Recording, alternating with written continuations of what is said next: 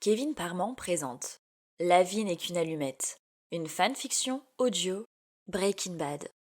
Quand les chiffres digitaux 5-12 apparurent en vert fluo sur le petit écran du réveil qui reposait sur sa table de chevet, Walter, qui avait pourtant subi le long enchaînement des minutes depuis qu'il s'était réveillé en sueur vers les 3 heures du matin, se détourna en soupirant de son appareil. Roulant sur le dos pour présenter son visage au plafond, il pivota néanmoins rapidement sur l'autre côté, à l'endroit où dormait sa moitié. Sa main, encore somnolente et matinale, se souleva doucement pour venir se poser sur l'opulente chevelure de sa compagne Skyler. Ses doigts de cinquantenaire se mirent ensuite à s'emmêler langoureusement dans les mèches blondes de son épouse, qui était dans un sommeil si profond qu'elle semblait être plongée dans un état presque comateux. Étendue à son côté, couchée sur son côté droit pour le bien-être du bébé qu'elle portait dans son ventre, Skyler tournait ainsi le dos à Walt. Enduit d'une crème de nuit aux fragrances envoûtantes du fruit de la vigne, la peau de son corps dégageait une odeur si angélique qu'elle donna rapidement l'impression au sens de Walter de se promener à travers les Champs-Élyséens. Étrangement, la chemise de nuit à carreaux bleu ciel d'été qu'elle portait fit penser à Walter à une grille de mots croisés. Cela lui rappela alors instantanément la toute première fois où il lui avait adressé la parole, bien des années auparavant. Celle qui deviendrait plus tard la femme de sa vie travaillait à l'époque dans un petit restaurant, situé non loin du laboratoire de Walt. Le chimiste avait alors tout de suite remarqué l'habitude qu'avait la jeune serveuse de s'accouder au comptoir pour pouvoir faire le plus discrètement possible ses mots croisés, quand bien sûr, la clientèle lui en laissait le temps. Ce simple souvenir vint relever le coin des lèvres de Walter en un timide sourire, mais rapidement, sa vue se retrouva brouillée par une brusque montée de larmes, quand il jeta par mégarde un œil par-dessus l'épaule de sa femme. Le peu de bonheur qu'il y avait en lui s'éclipsa d'un seul coup quand il vit que la table de chevet de sa femme débordait de bouquins. Nombre de livres y étaient en effet empilés pour en former une pile instable, et cette tourelle de savoir traitait d'un seul et même sujet. Tous les livres, sans exception, concernaient le bébé qui allait bientôt naître. Attristé par la pensée que son cancer n'allait lui donner que très peu de temps pour apprendre à connaître son futur enfant, Walter décida d'abandonner rapidement la chaleur de ses draps pour ne pas se mettre à pleurer, et éviter ainsi de donner à sa femme un avant-goût de sa très prochaine attitude face au nouveau-né. Mais une fois sorti à la fraîcheur ambiante, des rides creusèrent son front presque dans le même temps, où sa mâchoire se crispa quand, en posant le pied par terre, il remarqua que son autre pied allait aussitôt rejoindre le premier pour entrer machinalement dans ses pantoufles. Cela allait donc être la même rengaine chaque matin se dit Walt en observant ses pieds se blottir à l'intérieur de ses chaussons douillés. Toutes ces années à répéter chaque jour les mêmes gestes avaient conditionné son corps à agir de la sorte sans même qu'il ne s'en rende compte. Cette constatation le plongea dans le désarroi le plus complet et une envie folle le prit d'écrabouiller sauvagement ses chaussons sous ses talons pour les réduire à l'état de crêpes, ne serait-ce que pour se défaire au moins une fois de cette infernale coutume matinale. C'était bien pour lui quelque chose de nouveau de ne plus arriver à supporter ce genre de petites choses, qui lui faisait tristement réaliser que sa vie ne se résumait en fait qu'à une succession de journées, aussi semblables les unes que les autres. Mais il se ravisa néanmoins, comme toutes les fois où il avait déjà envisagé de laisser libre cours à sa colère. Intériorisant donc du mieux qu'il le pouvait toutes ces pensées énervantes, Walter chaussa sa paire de lunettes et se leva ensuite pour se diriger d'un pas traînant dans sa salle de bain. Là, une fois à l'intérieur, après avoir refermé la porte tout doucement derrière lui, il resta un long moment, sans rien faire d'autre qu'observer dans le reflet du miroir les effets du temps sur son visage avec mélancolie.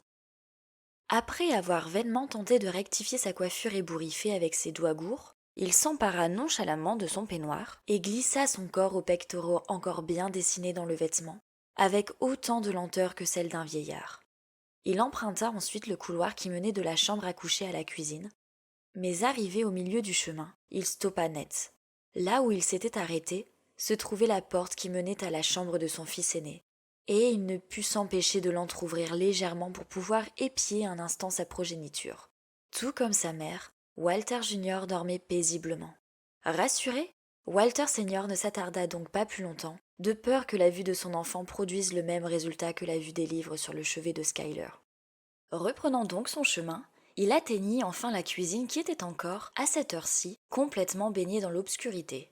Mais Walt connaissait tout de même assez bien sa maison pour arriver à se déplacer à l'intérieur, même à l'aveuglette. Sans mal, il parvint donc à trouver son frigo, qu'il s'empressa d'ailleurs d'ouvrir, pour en sortir une bière qu'il décapsula aussitôt. Ce n'était certes peut-être pas très recommandé pour rester en bonne santé que de remplacer une tasse de café par une bière dès le réveil, mais à vrai dire, il n'en était plus vraiment à sa près maintenant. Walter trouva ensuite le téléphone qui attendait sur le comptoir de la cuisine. Il ignorait encore s'il allait réellement appeler Hank, mais il ne cessait en tout cas d'y réfléchir depuis les 3 heures du matin. Sortant prendre l'air sur sa terrasse derrière la maison, Walter se laissa péniblement tomber sur une chaise qui faisait face à la piscine. Affalé sur ce siège métallique, il posa sa bière et le téléphone sur la petite table ronde près de lui et sortit ensuite d'une des poches de son peignoir une banale boîte d'allumettes qu'il avait conservée jusque-là en secret depuis son si alarmant diagnostic. Au-dessus de lui s'étalait le ciel sans nuages d'Albuquerque. Les chants des oiseaux matinaux venaient remplacer ceux des grésillons nocturnes comme bruit de fond, et le froid et le noir de la nuit se faisaient voler la vedette par la clarté et la chaleur naissante du jour. Mais Walter ne prêtait aucune attention à tout ce qui l'entourait. L'intégralité de ses sens était désormais focalisée sur l'allumette qu'il venait juste de craquer. Walter connaissait toutes les propriétés chimiques d'une allumette, et il y a peu encore, il savait apprécier à sa juste valeur toute la splendeur qu'il y avait dans la transformation du phosphore rouge en ce phosphore blanc, qui venait immédiatement s'enflammer en présence du dioxygène de l'air.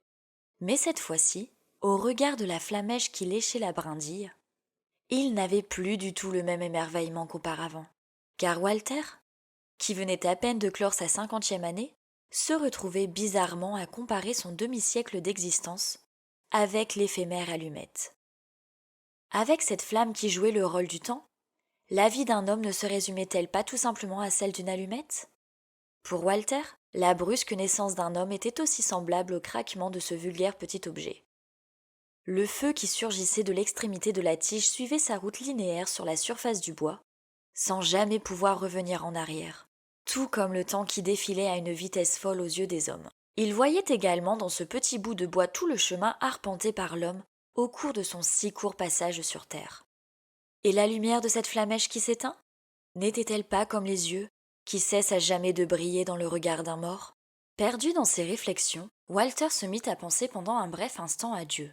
Bien que pour lui, l'existence d'un tel être suprême était plus que discutable. Mais son athéisme avait au moins l'avantage de lui permettre d'imaginer le Dieu de l'univers sans craindre d'éventuelles représailles du ciel. Il imagina alors un vieil homme vêtu d'une blouse blanche, à l'instar d'un professeur de chimie, tenant dans ses mains une boîte d'allumettes aussi similaire à celle qu'il possédait à l'instant.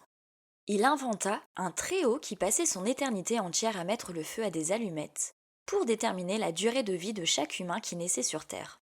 Cette idée amusante eut au moins le mérite de le distraire un instant, avant de réaliser de nouveau que son existence semblait avoir été aussi rapide que la consomption de cette allumette entre ses doigts. Le petit feu venait à peine de finir de ronger la première moitié du petit morceau de bois, que déjà, il le voyait courir vers le bout de ses doigts avec grand appétit. Walter sentait venir à lui sa chaleur dévorante, qui avait vite fait de transformer sur son sillage l'allumette bien carrée et raide en une petite chose noire, calcinée et toute tordue. Mais c'est surtout en voyant la flamèche qui continuait à danser à toute vitesse et à se débattre avec ardeur pour survivre au détriment du morceau de bois, que Walter sut à cet instant qu'il ne voulait absolument pas finir ainsi. Il ne voulait en aucun cas vivre au détriment de ses proches, comme cette flamme survivait en se nourrissant de la brindille. Quelque chose vint alors rapidement se nicher dans un recoin de son esprit, et tel le cancer qui lui rongeait désormais les poumons, cette idée vint lui dévorer le cerveau. Et cette idée qui se baladait dans sa tête depuis peu se résumait à un seul petit mot, méthamphétamine. Tout ce qui préoccupait Walter depuis son diagnostic, c'était le devenir de sa famille, et il se demandait comment celle-ci allait bien pouvoir s'en sortir une fois qu'il serait parti. Car il savait pertinemment que sans lui, et sans cette idée qu'il avait en tête, Skyler et Junior ne pourraient s'en sortir financièrement. En tant que chef de famille, il était donc de son devoir de mettre l'ensemble des membres des White à l'abri du besoin avant de définitivement éteindre l'allumette de son existence.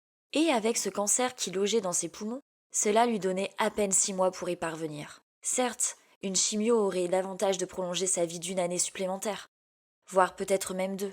Cependant, en y réfléchissant plus sérieusement, cela donnerait à peine le temps à son enfant, qui grandissait encore dans le ventre de Skyler, de parvenir à garder en mémoire le souvenir de son père. Il chassa donc rapidement cette chimio de son esprit. Mais avant d'avoir suffisamment de courage pour s'emparer du téléphone pour composer le numéro de son beau-frère, Walter se mit soudainement à craquer une à une toutes les allumettes de son paquet, avec l'objectif de ne plus en laisser une seule, mais également de ne pas laisser le temps aux flammes de se propager au-delà des embouts rouges. Et, bien qu'entrecoupées par des gorgées de bière avalées en hâte, les allumettes diminuèrent de la boîte à une vitesse incroyable. Pendant ce temps, Walter se mit aussi à espérer un peu sottement que l'appel qu'il allait bientôt passer puisse lui apporter, en plus de faire vivre sa famille après son départ, peut-être bien une deuxième allumette d'existence.